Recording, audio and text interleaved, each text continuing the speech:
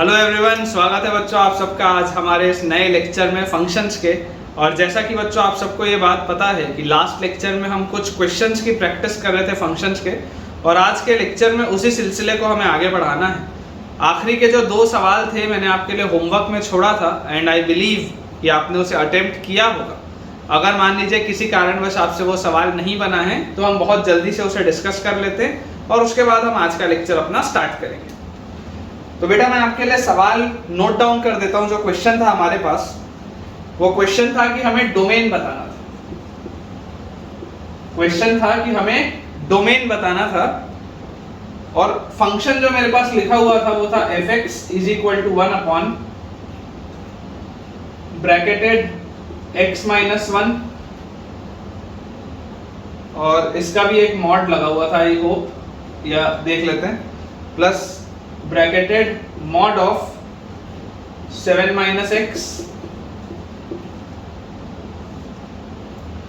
और minus 6। I hope ये question था, ठीक है ना। एक बार देख लेते हैं। आई होप ये क्वेश्चन था। यहां पर भी मॉड आएगा,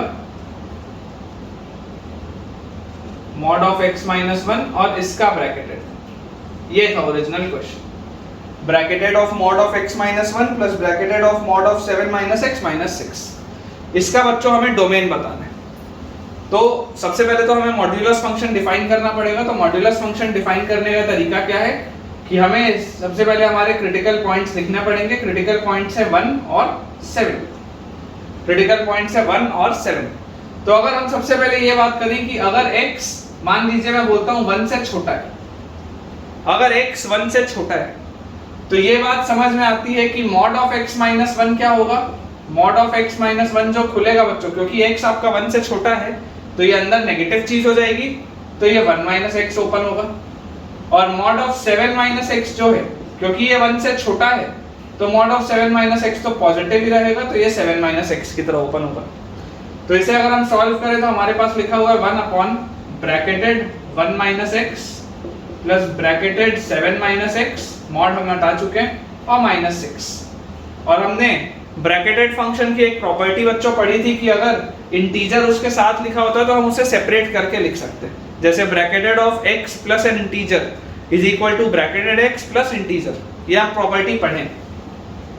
तो हम इसे लिख सकते हैं 1 upon bracketed of 1 minus x को 1 plus bracketed minus x plus 7 plus bracketed minus x और माइनस 6, जिसको हम फर्दर बच्चों लिख सकते हैं 1 अपॉन 1 और 7 8 minus 6 2 plus twice of bracketed minus 6। ये आप ऐसे लिख सकते हैं, इसे आप इस तरीके से लिख सकते हैं, ठीक है। अब हमें एक चीज बच्चों समझ में आती है कि अगर हमें इसकी डोमेन बतानी, तो डोमेन बताने के लिए बच्चों मुझे क्या बात समझ में आती है कि यार ये 2 plus twice of bracketed minus 6 ये 0 के बराबर नहीं होना चाहिए। ये 0 के बराबर नहीं होना चाहिए डोमेन अगर मुझे बतानी है तो, क्योंकि अगर 0 के बराबर हो गया तो प्रॉब्लम आ जाएगी, फंक्शन मेरा अनडिफाइंड हो जाएगा। तो यहां से मेरे पास आ गया 2, अगर मैं हटा दूं तो 1 प्लस ब्रैकेटेड माइनस x 0 के बराबर नहीं होना चाहिए, मतलब ब्रैकेटेड माइनस x जो होगा वो माइनस 1 के बराबर नहीं होना चाहिए। ब्रैकेटेड माइनस x जो होगा वो माइनस 1 के बराबर नहीं होना चाहिए। इसका मतलब क्या मैं ऐसा बोल सकता हूं, जरा सोच के देखो, x ये should not be equal to, है ना, x does not belong to open bracket 0 से close bracket 1। सोच करें, अगर आप यहां पर x की जगह 0 रखेंगे, x की जगह अगर आप 0 रखेंगे तो 0 आप रख सकते हैं, क्योंकि ब्रैकेटेड ऑफ 0 तो 0 होता है, तो 0 एक्सेप्टेड है। लेकिन मैंने ओपन ब्रैकेट 0 रखा है। अब आप 0 से कुछ भी बड़ा रखोगे, मान लो आपने 0.01 रखा, तो माइनस 0.01 का ब्रैकेटेड क्या हो जाएगा, माइनस 1 हो जाएगा, नहीं होना चाहिए, इसलिए हटाना पड़ेगा। और अगर यहाँ पे आप कुछ भी रखोगे 0 और 1 के बीच में तो आपको सब हटाना पड़ेगा। अगर आप 1 रखोगे तो ब्रैकेट ऑफ माइनस 1 भी क्या आएगा, माइनस 1 आएगा। तो ये सारी की सारी वैल्यूज आपको अपने आंसर्स में से हटानी पड़ेंगी। तो हमारे पास x हमने माना क्या था, 1 से छोटा। हमने x माना था 1 से छोटा, तो 1 से छोटे में ये आपके पास नहीं होना चाहिए। 1 से छोटे में बाकी सब कुछ चलेगा, लेकिन ये आपके पास नहीं होना चाहिए। तो यहां से हमारे पास आंसर क्या आ जाएगा, x belongs to minus infinity से 0 क्लोज्ड, क्योंकि आप 0 तक तो रख सकते हो, 0 से 1 आप नहीं रख सकते क्योंकि आपने 1 से छोटे की बात की थी, तो ये नहीं रख सकते थे, बाकी सब रख सकते थे। अब अगर हम बात करें कि अगर x बच्चों 1 और 7 के बीच में, अगर हम बात करें कि x जो है वो 1 और 7 के बीच में, तो 1 और 7 के बीच में आप सोच के देखो, मॉड ऑफ x माइनस 1, अगर x 1 से बड़ा है तो ये तो x माइनस 1 ही खुलेगा, और अगर 7 से छोटा है तो मॉड ऑफ 7 माइनस x तो अभी भी 7 माइनस x ही खुलेगा। तो यहाँ से हमारे पास आ जाएगा fx जो होगा that will be equal to 1 upon bracketed x minus 1 plus bracketed 7 minus x और minus 6। तो यहाँ से आ गया 1 upon bracketed x minus 1 plus 7 plus bracketed minus x minus 6। तो ये बच्चों हमारे पास आ गया 1 upon bracketed x plus bracketed minus x और 7 minus 1 6 और minus 6 तो कट जाएगा। तो ये हमारे पास सिर्फ आ गया 1 upon bracketed x plus bracketed of minus x। तो अगर ये bracketed x plus bracketed minus x आ गया, इसका मतलब क्या है कि bracketed x plus bracketed minus x बच्चों जो होता है, इसकी वैल्यू 0 होती है अगर x इंटीजर होता है, इसकी वैल्यू 0 होती है अगर x इंटीजर होता है, और इसकी वैल्यू बच्चों -1 होती है अगर x इंटीजर नहीं होता है।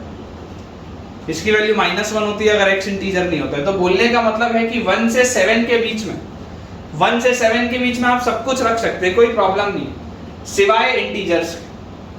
देखो जैसे यहाँ पर 1 से छोटे वाले इंटरवल में आप सिर्फ 0 से 1 नहीं रख सकते थे, बाकी सब रख सकते थे। वैसे ही 1 से 7 के बीच में, 1 से 7 के बीच में अगर आप देखेंगे तो यहाँ पर आप सब कुछ रख सकते हैं, x belongs to 1 to 7 except integers. तो इंटीजर्स कौन से हैं, 2 3 4 5 और 6।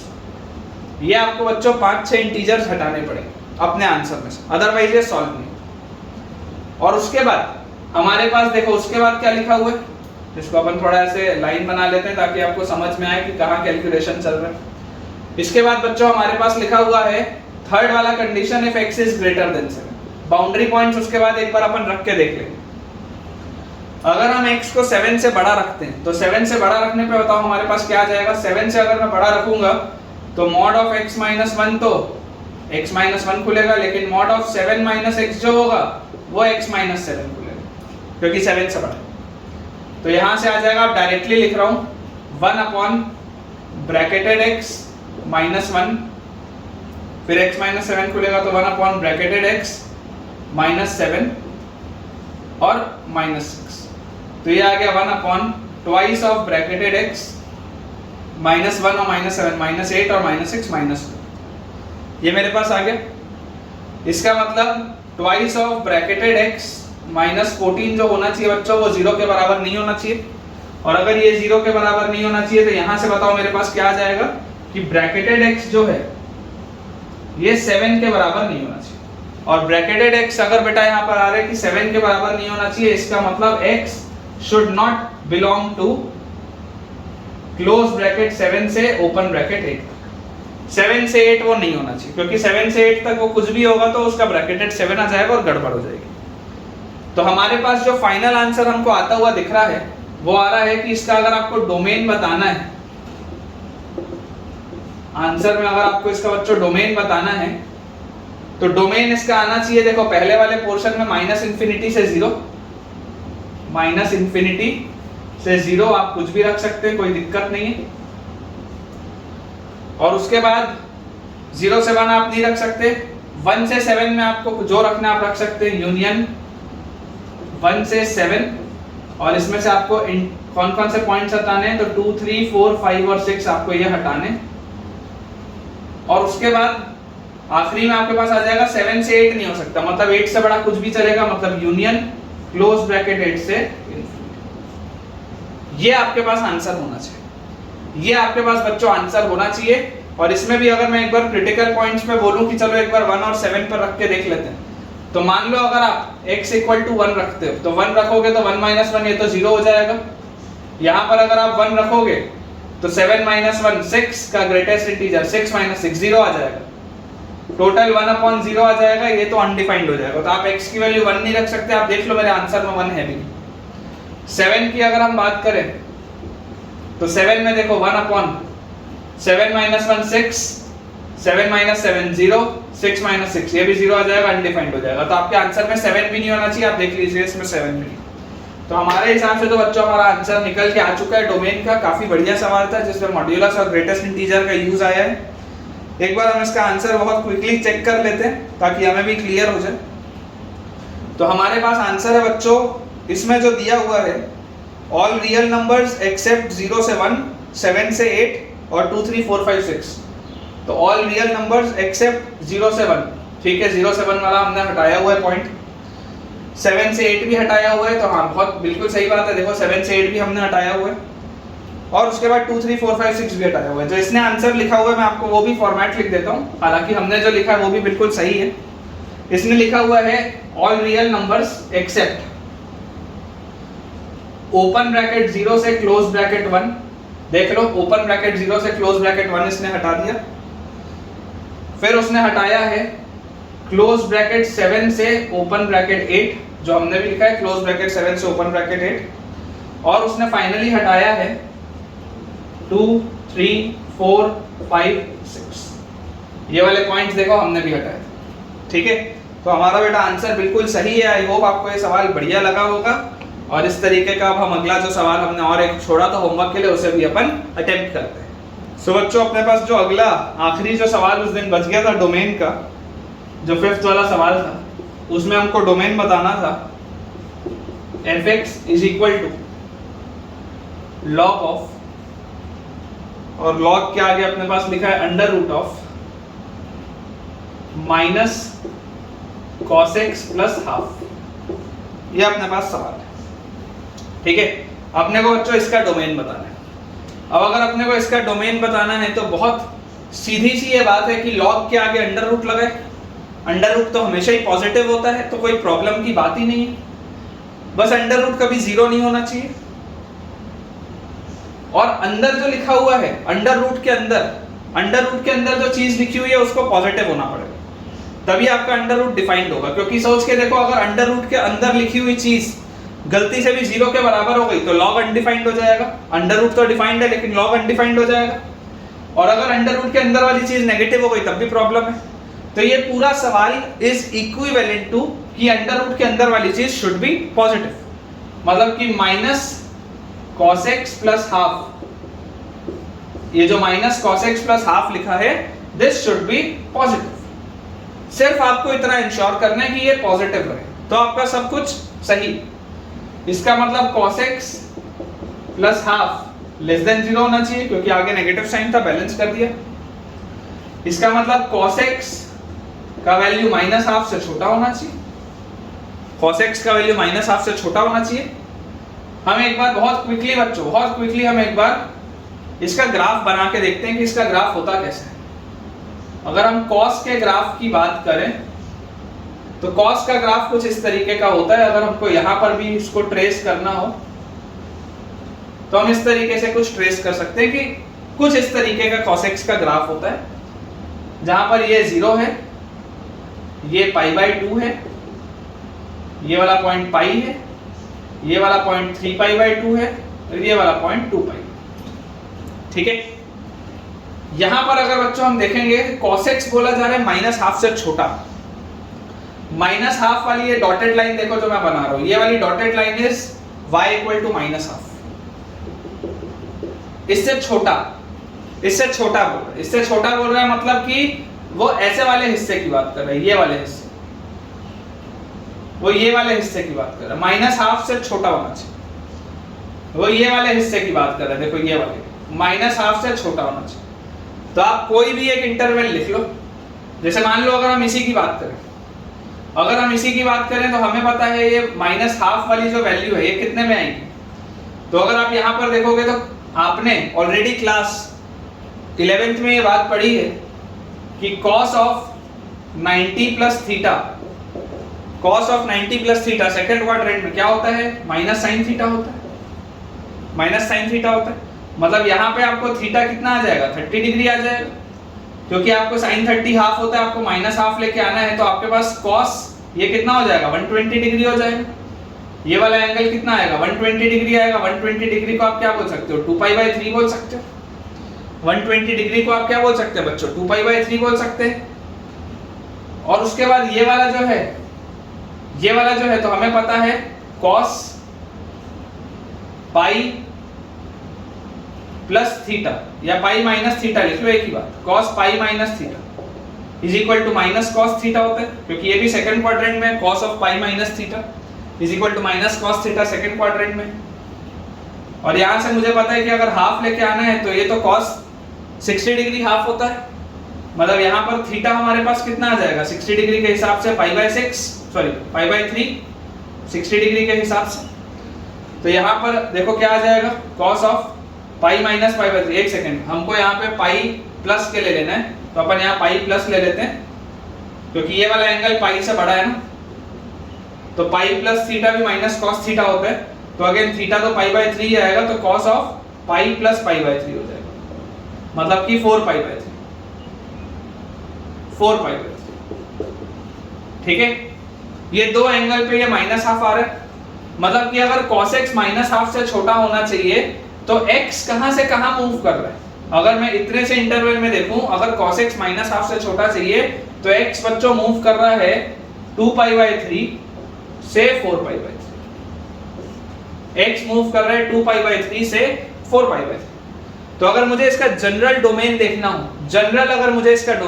हो, तो मैं इसको बोलूंगा x belongs to 2n pi plus 2π/3 से लेकर 2n पाई प्लस 4π/3 तक, where n belongs to an integer। तो आई होप बच्चों ये हमारा डोमेन होना चाहिए। एक बार अपन देख लेते हैं आंसर इसका क्या दिया हुआ है, ताकि अपन भी क्लियर हो जाए। तो बिल्कुल सही है बच्चों, आंसर जो दिया हुआ है बिल्कुल सही है, cos x माइनस हाफ से छोटा होना चाहिए। मैंने आपको ग्राफ के थ्रू भी बता दिया है कि x belongs to 2n pi plus 2π/3 से लेकर 2n पाई प्लस 4π/3 तक, where n belongs to an integer। तो ये बच्चों ये तो वो दो सवाल हो गए जो हमारे पिछले क्लास में रह गए थे। अब मैं आपको कुछ डोमेन और रेंज के सवाल और दे देता हूं अभी लिख के, आपके होमवर्क के पॉइंट ऑफ व्यू से, जिसके आंसर आपको अगले लेक्चर के वीडियो के डिस्क्रिप्शन में भी मिलेंगे। और आप इन सवालों को जरूर अच्छे से प्रयास करिए, और आपका जो भी डाउट है आप बेझिझक होकर बेटा कमेंट्स में इसमें पूछिए, मैं आपका डाउट वहीं पर रिजॉल्व कर दूंगा।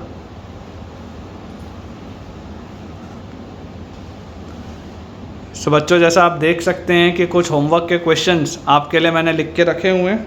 आप इन होमवर्क के क्वेश्चंस को बच्चों एक बार ज़रूर बना कर देखिए, और इसके आंसर्स आपको अगले जो हमारा वीडियो होगा उस अगले वीडियो के डिस्क्रिप्शन में आपको इसके आंसर्स मिलेंगे। तो मैं रिक्वेस्ट आप सबसे करूंगा कि आप इसका अभी स्क्रीनशॉट ले लीजिए, या आप अपने वीडियो को एक बार पॉज कर लीजिए और इन सारे सवालों को एक बार लिख लीजिए। मैं इन सवालों को एक बार रीड कर देता हूं ताकि आपको क्लियर रहे। पहला सवाल है, आपको डोमेन बताना है, 4 फंक्शंस आपके सामने दिए हुए हैं। और दूसरा क्वेश्चन है जिसमें आपको रेंज बताना है, और टोटल आपके पास 5 अलग अलग y की वैल्यूज़ या 5 अलग अलग फंक्शंस आपको दिए हुए हैं। टोटल ये 9 क्वेश्चंस हैं, आपको ज़रूर इन्हें अटेम्प्ट करना है। और अगले लेक्चर के वीडियो में आपको डिस्क्रिप्शन में अपने आंसर्स को टैली करना है। इन केस आपको कोई भी डाउट आता है तो ज़रूर आप उन डाउट्स को कमेंट सेक्शन में क्लियर कीजिए।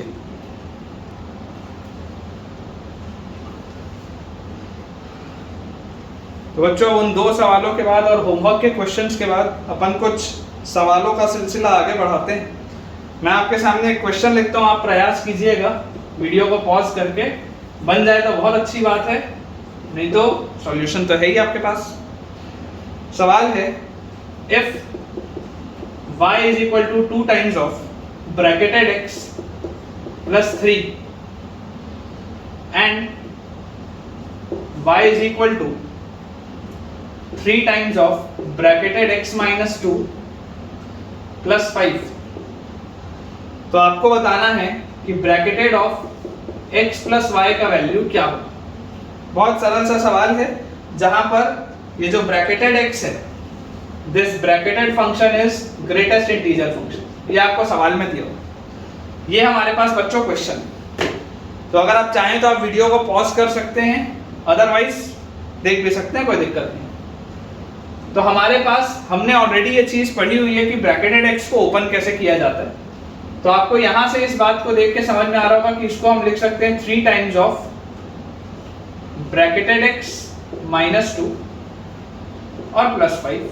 तो यहां से आ जाएगा 3 times of bracketed x, 3 into minus 2 minus 6 और 5 माइनस 1। ये किसकी वैल्यू है? y की value. This is the value of y की वैल्यू है। और y अपने आप में किसके बराबर था? y अपने आप में बच्चों बराबर था 2 times of bracketed x plus 3। y अपने आप में किसके बराबर था? 2 times of bracketed x plus 3। अगर हम इक्वेट करें तो हमारे पास आ जाता है 2 times of bracketed x plus 3 is equal to 3 times of bracketed x minus 1। एक साइड इधर ले जाएं, इसको यहाँ ले जाएं, तो 4 is equal to bracketed x। Bracketed x की वैल्यू मेरे पास आ जाती है 4। इसका मतलब है that x belongs to close bracket 4 से ओपन ब्रैकेट 5, तभी उसका ब्रैकेटेड हमेशा 4 आएगा। अब अगर ब्रैकेटेड x की वैल्यू 4 आई है बच्चों, तो आप सोच के देखो क्या इसको मैं यहाँ पर सब्स्टिट्यूट कर सकता हूँ? तो y की वैल्यू मेरे पास क्या आ जाएगी? y will be equal to 2 times of bracketed x। कितना है? ब्रैकेटेड x आया है मेरे पास 4, तो 2 टाइम्स ऑफ 4 प्लस 3, तो 2 into 4 8 और 3 11। ये आ गई मेरे पास y की वैल्यू।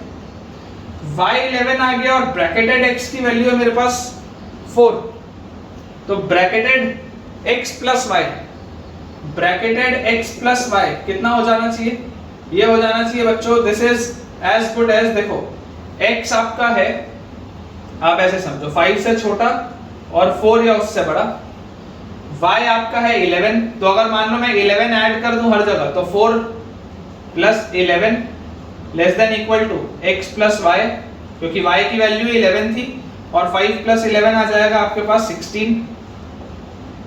ठीक है, तो bracketed of x plus y कहां से कहां मूव करेगा बच्चों? ये जो x प्लस y है, आप देख पा रहे हैं कि this x plus y is moving from close bracket 15 से ओपन ब्रैकेट 16 तक। तो जो इसका ब्रैकेटेड होगा x प्लस y का ब्रैकेटेड कितना आ जाएगा हमारे पास? अगर 15 से 16 तक है तो उसका bracketed will be 15। This will be our final answer. ठीक है, तो आई होप बच्चों आपको ये चीज क्लियर हुई होगी। अगर आपको ये वाला सवाल क्लियर है तो अब अपन अगला सवाल बनाते हैं।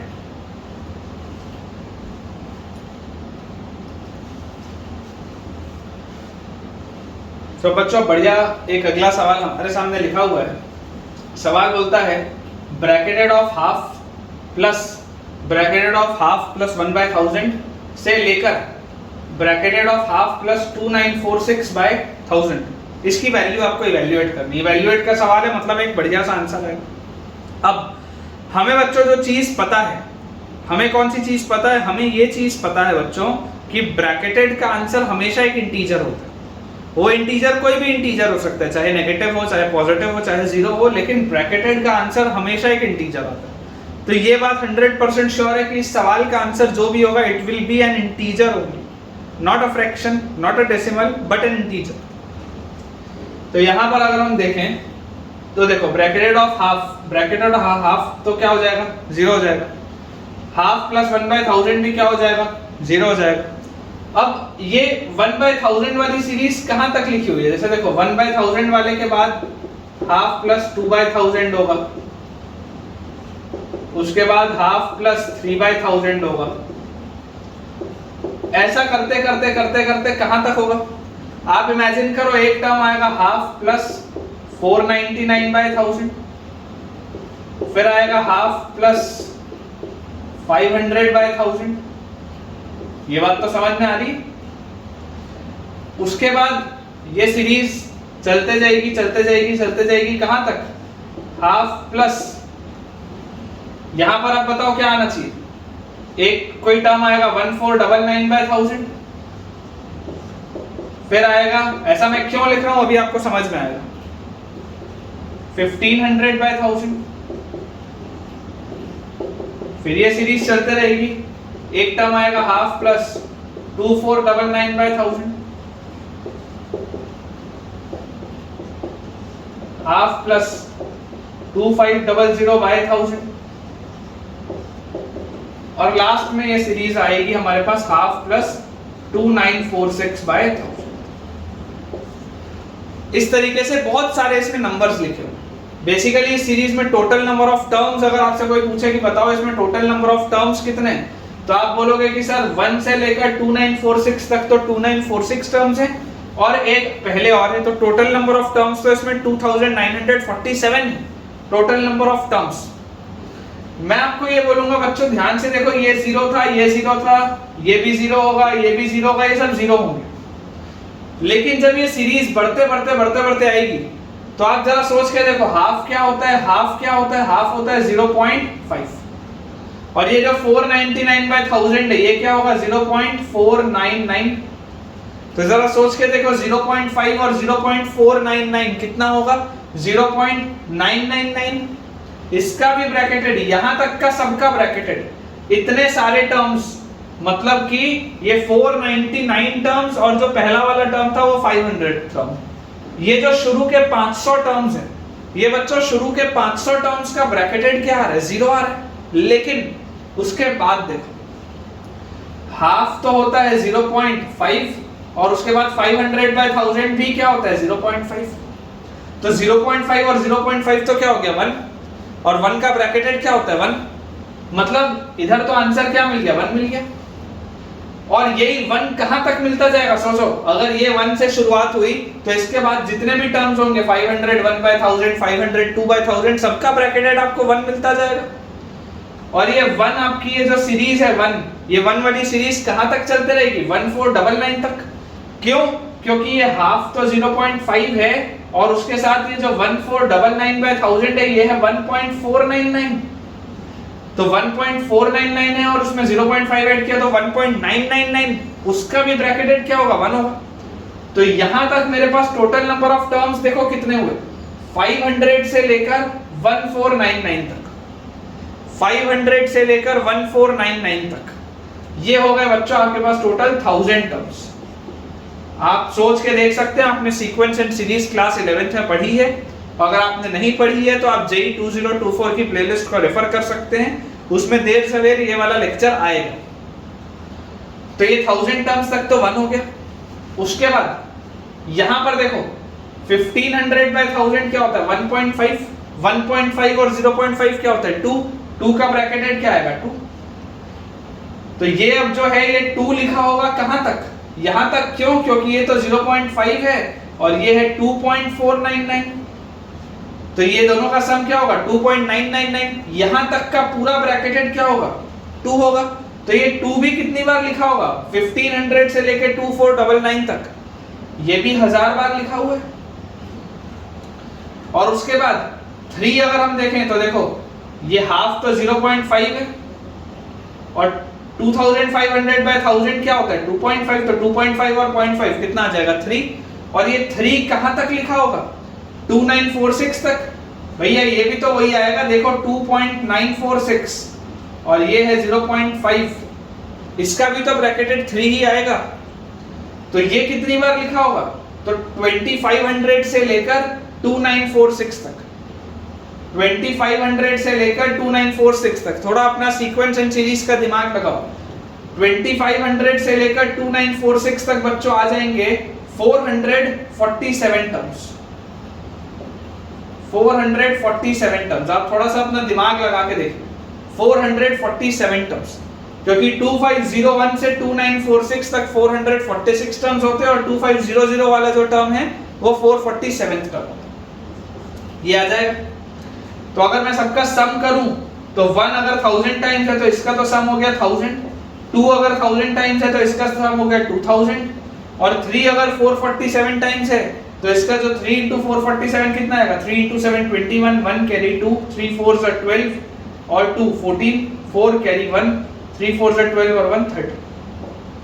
तो यहां से अगर आप ऐड करेंगे तो 1000 और 2000, 3000, 3000 और 1000, 4341। This should be your final answer.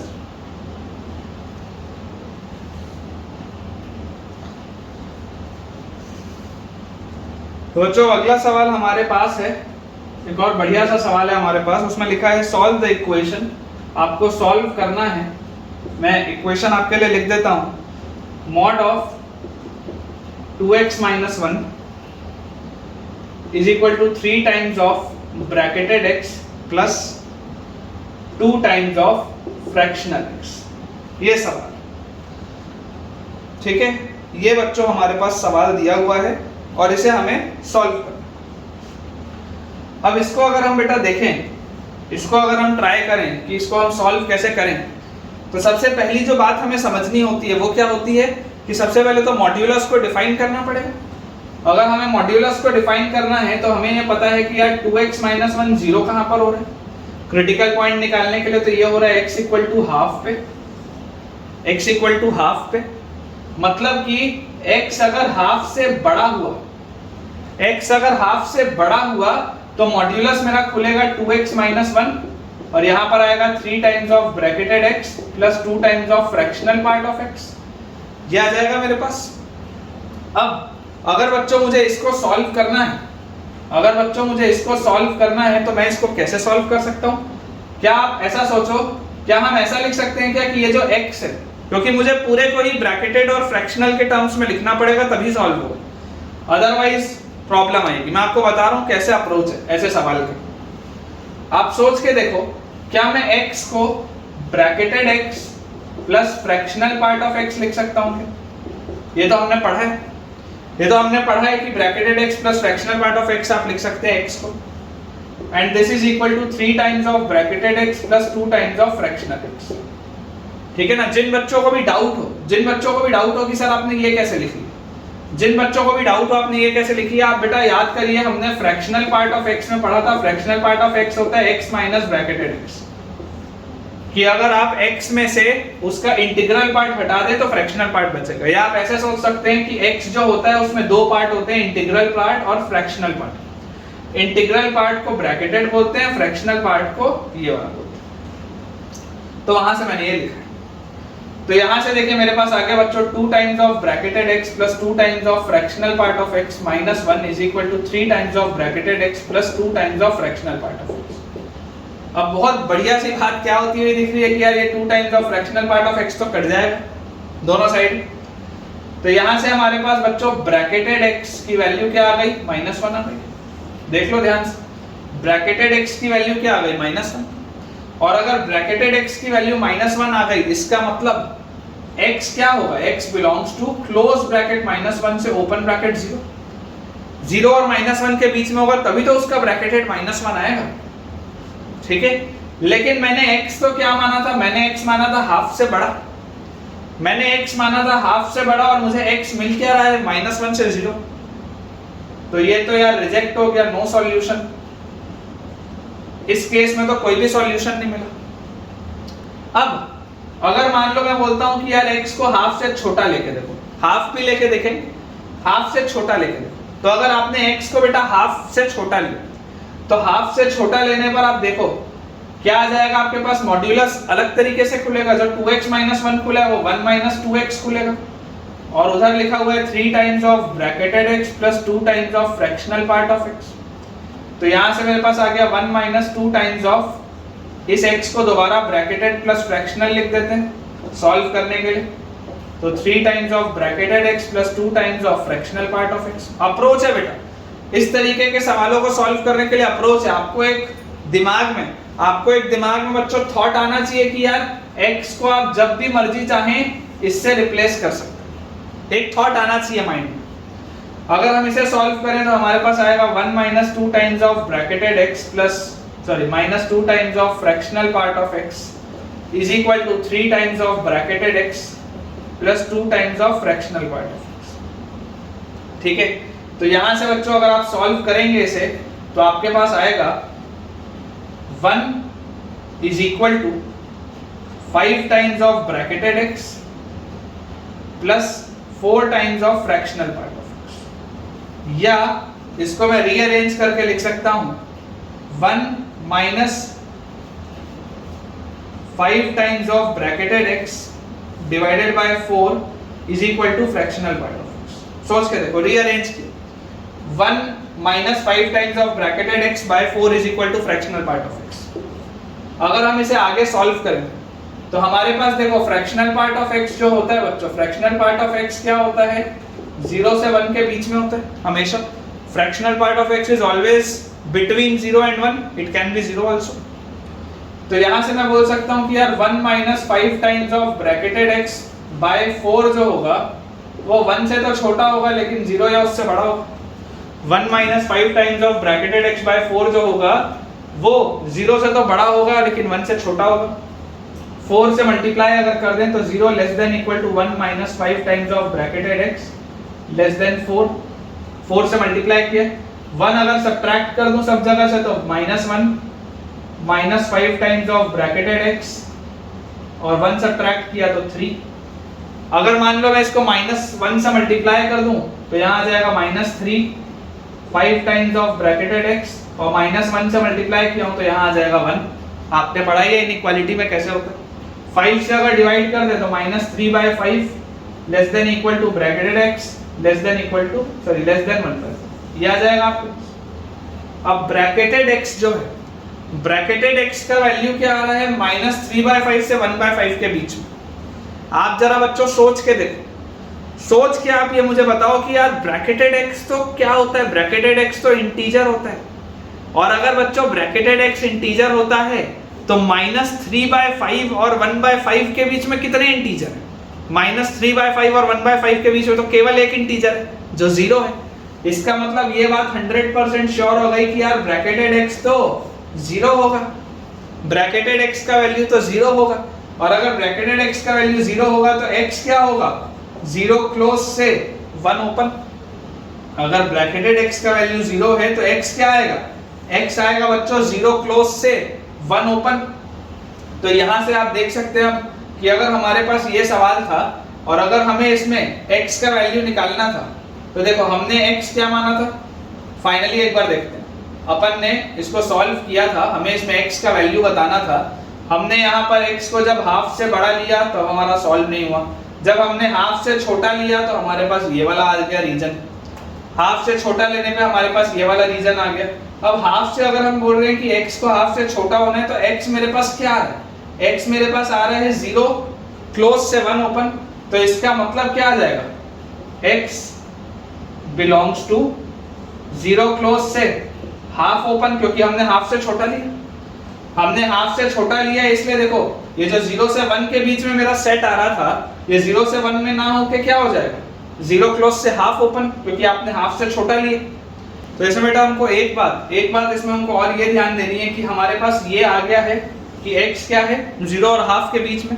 अब मुझे ये देखना है कि क्या ये पूरा ही मेरा आंसर होना चाहिए या इसका भी कुछ एक पर्टिकुलर एक फिक्स आंसर आएगा। तो आपको बेटा देखो ये बात पता है कि x क्या होता है? x होता है bracketed x plus fractional x, ये आपको बात पता है। हमने जब सॉल्व किया था तो पहले वाले में तो ब्रैकेटेड x -1 आ गया था, तो ये तो पूरा ही गलत हो गया था केस। लेकिन दूसरे वाले केस में मेरे पास ब्रैकेटेड x की वैल्यू क्या आई है? 0। ब्रैकेटेड x की मेरे पास वैल्यू क्या आई है? 0। तो वहां से मुझे पता चल गया कि x 0 से 1 के बीच में होगा, नहीं तो 0 से हाफ के बीच में होगा, क्योंकि हमने x को हाफ से छोटा लिया था। ये बात यहां तक सही है कि x इसके बीच में होना चाहिए। लेकिन अगर मैं बोल रहा हूं कि बच्चों ब्रैकेटेड x की वैल्यू 0 है, अगर मान लो मैं यहां पर इसको पुट करूं तो यहां से बच्चों देखो फ्रैक्शनल x कितना आ जाएगा? फ्रैक्शनल x आ जाएगा 1/4, क्योंकि ब्रैकेटेड x तो 0 हो गया। अगर ब्रैकेटेड x 0 हो गया है तो फ्रैक्शनल x क्या आ जाएगा? 1/4, और 1/4 देखो इसमें लाई कर रहा है। इसका मतलब अगर फ्रैक्शनल x मेरे पास 1/4 आ गया तो फाइनली x की जो इकलौती मेरे पास वैल्यू आ रही है, x की इकलौती वैल्यू मेरे पास क्या आ रही है? 1/4 आ रही है। क्योंकि आप ये सोचो कि इस रेंज में, इस इंटरवल में आपका आंसर होना चाहिए। इसमें मौजूद सारे वैल्यूज आपके आंसर नहीं है। जैसे कि अगर मान लो आपने x को 1/8 माना होता, लेट अस इमेजिन आपने x को 1/8 माना होता तो 1/8 भी इस इंटरवल में, लेकिन मेरे हिसाब से तो फाइनल आंसर में नहीं है 1/8। तो अगर मान लो मैंने x को 1/8 रखा होता तो आप सोच के देखो 2 into 1/8 कितना होता? 1/4 होता। 1/4 - 1 कितना होता? 3/4 होता। मॉड्यूलस के बाहर 3/4 निकलता। 1/8 का ब्रैकेटेड 0 होता तो ये चीज तो 0 हो जाती, प्लस 1/8 का फ्रैक्शनल पार्ट 1/8 ही रहता, तो 2 into 1/8 1/4 हो जाता। तो क्या ये 3/4 और 1/4 बराबर है क्या? नहीं है। इसका मतलब ये सारे के सारे आंसर्स नहीं है। आंसर आपका जो होगा वो इस इंटरवल में लाई करेगा, ठीक है। तो इसका आंसर आ जाएगा बच्चों सिर्फ एक that is x equal to 1/4. It is the only solution of this question.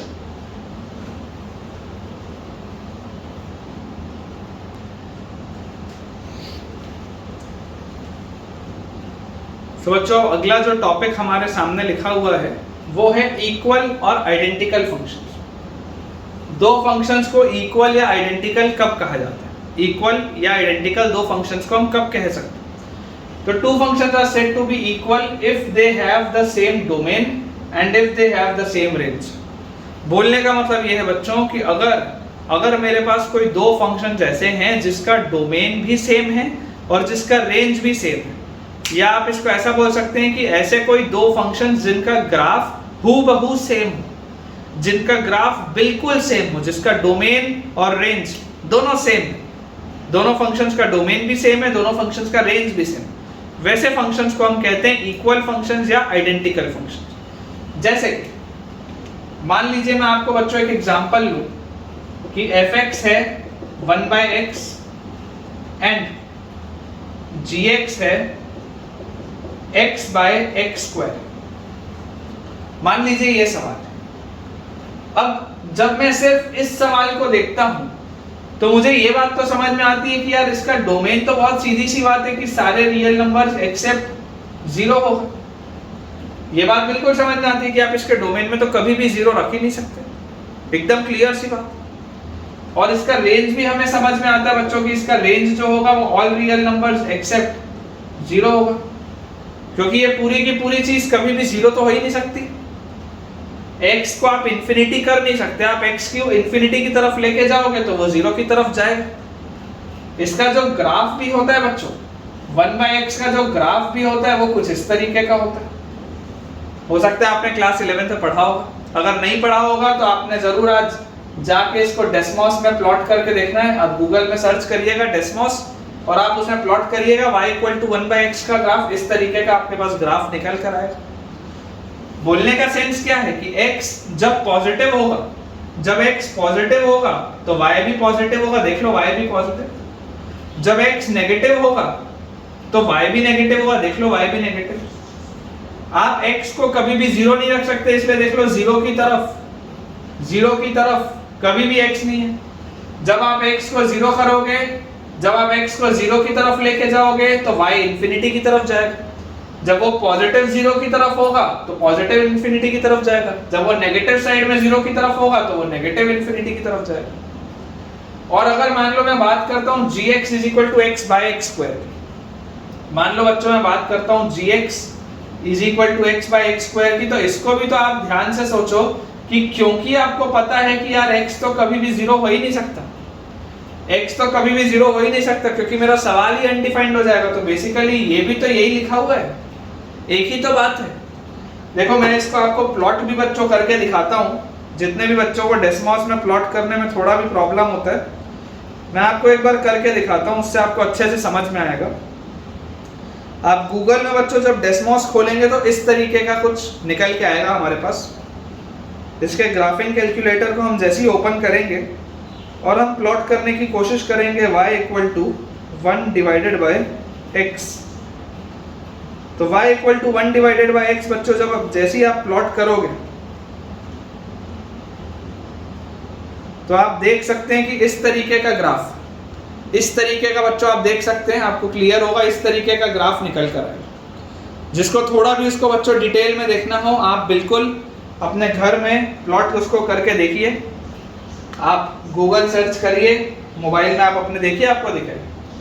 तो ये हो गया बच्चों अपने पास इक्वल और आइडेंटिकल फंक्शंस। अब इस पे किस तरीके के सवाल बनते हैं हम एक बार वो देखते हैं, ताकि हमको थोड़ा सा थ्योरेटिकल पोर्शन और ज्यादा क्लियर हो।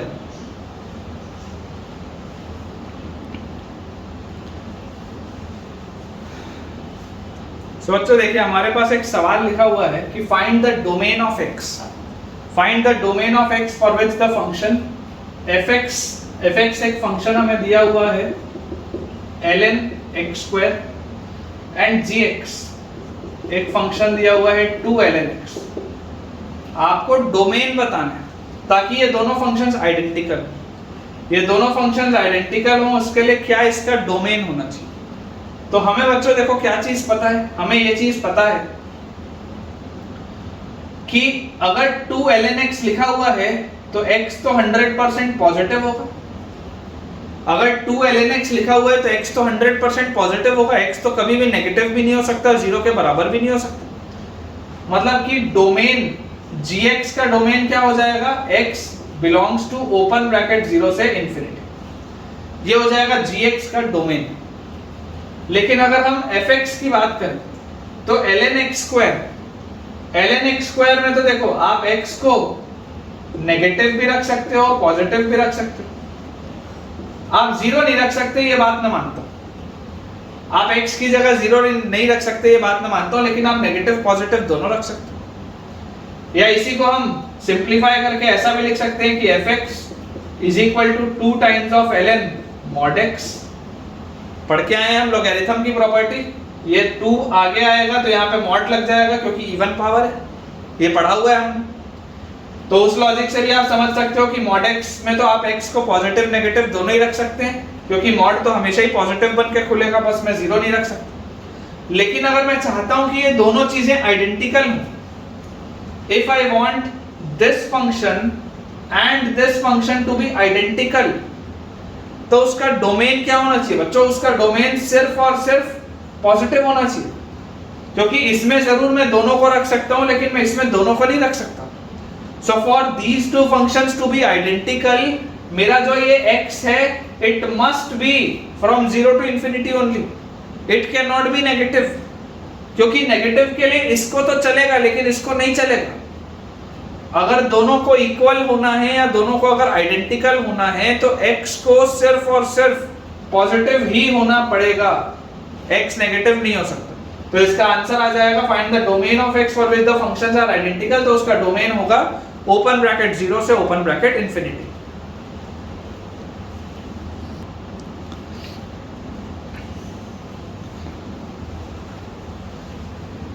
तो बच्चों आज का लेक्चर हम एंड करने के पहले एक आखिरी सवाल और देख देते हैं, उसके बाद फिर हम अगले लेक्चर में 1-1 function, injective, many one, surjective, bijective, into, onto, ये सारे जो होते हैं फंक्शंस के टाइप, ये हम करेंगे अगले लेक्चर।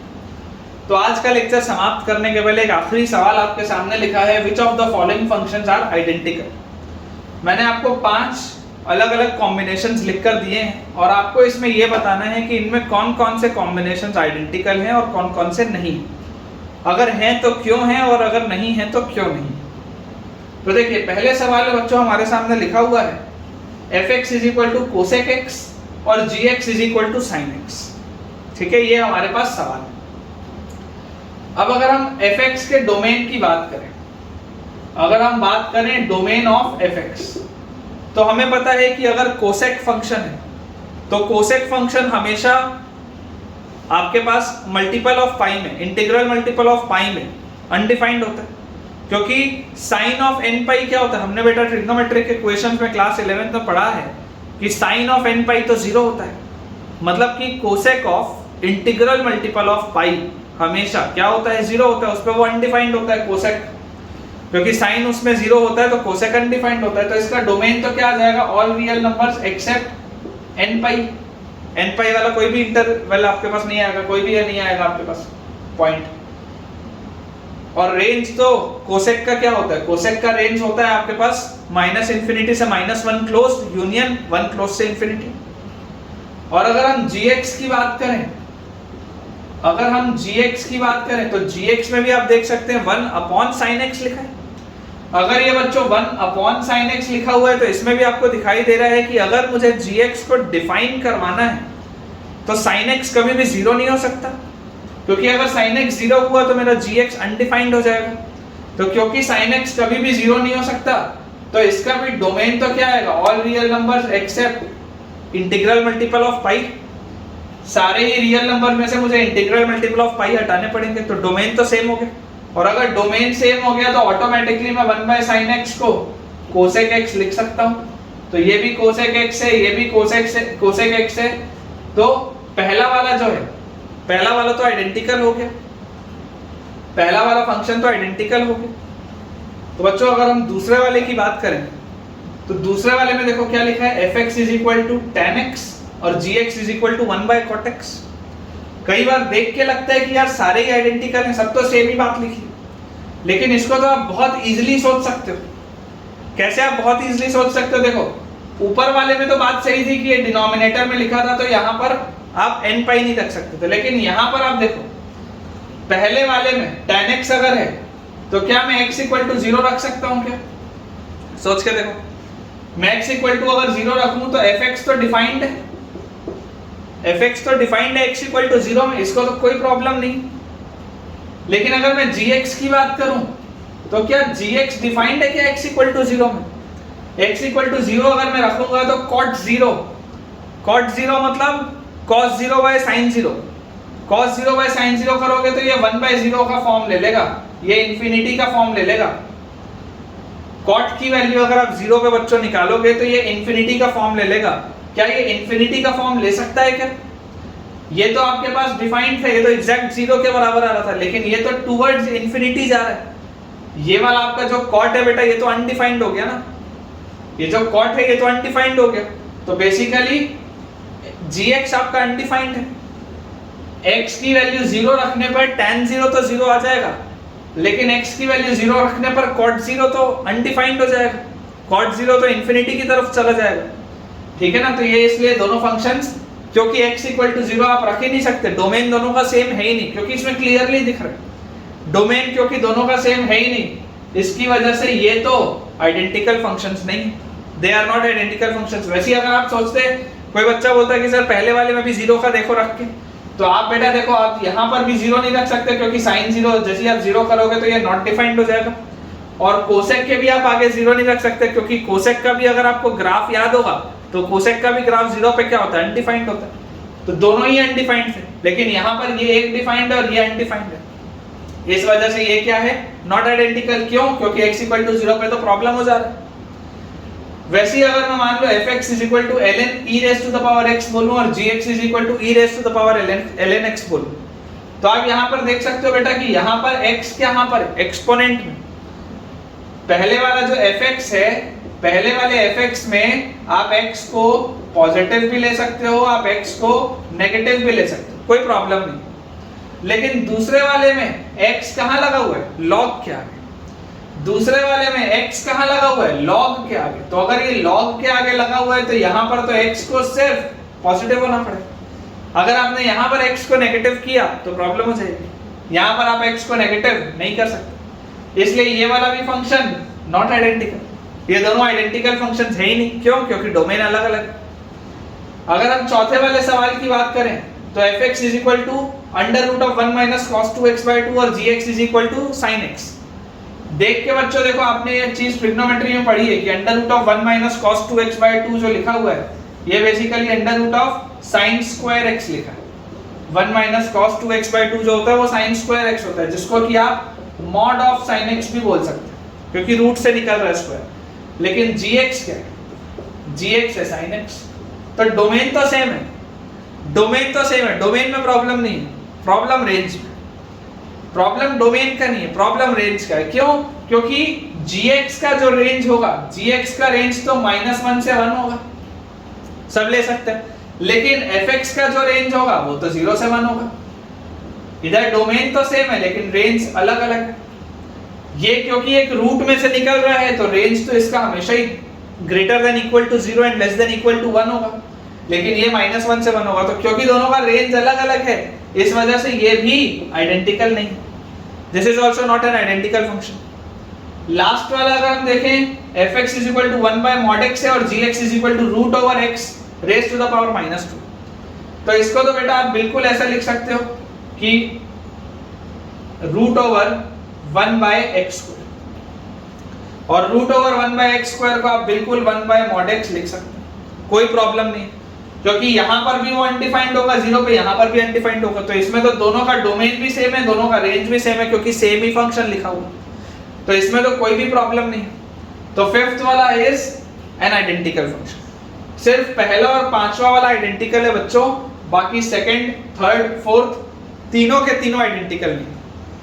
आप इसको देखो, सोचने के लिए ऐसा भी सोच सकते हैं कि यार सेकंड वाले में हो सकता है अभी भी कुछ बच्चों को डाउट आ रहा होगा कि यार यहाँ पर तो सर tan x है और ये 1 बाय cot x है, आपने क्यों नहीं किया बराबर। तो आप बच्चों ऐसा सोचो कि tan x है और अगर 1 by cot x है तो 1 by, आप जरूर इस बात को मानते हैं कि tan x और 1 by cot x तो सेम हो।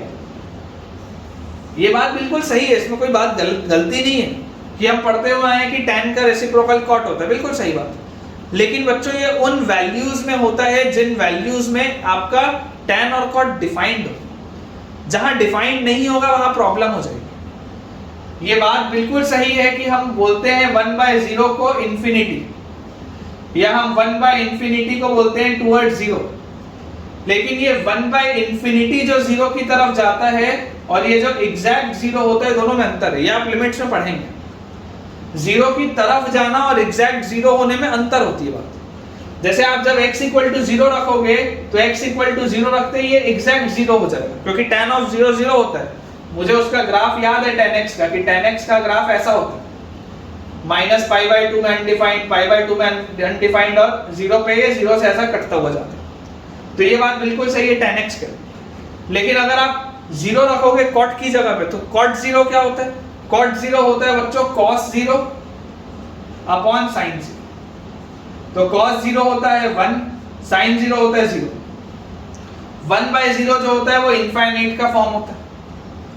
1 by इनफाइनाइट जरूर ये 0 की तरफ जाएगा, लेकिन एग्जैक्ट 0 नहीं होगा, क्योंकि यहाँ पर 0 रखते ही अनडिफाइंड हो गया। यहाँ पर एग्जैक्ट 0 रखते ही ये 0 है, लेकिन ये अनडिफाइंड है। तो ये कुछ चीजें होती हैं बच्चों जो प्रैक्टिस से हम सीखते हैं।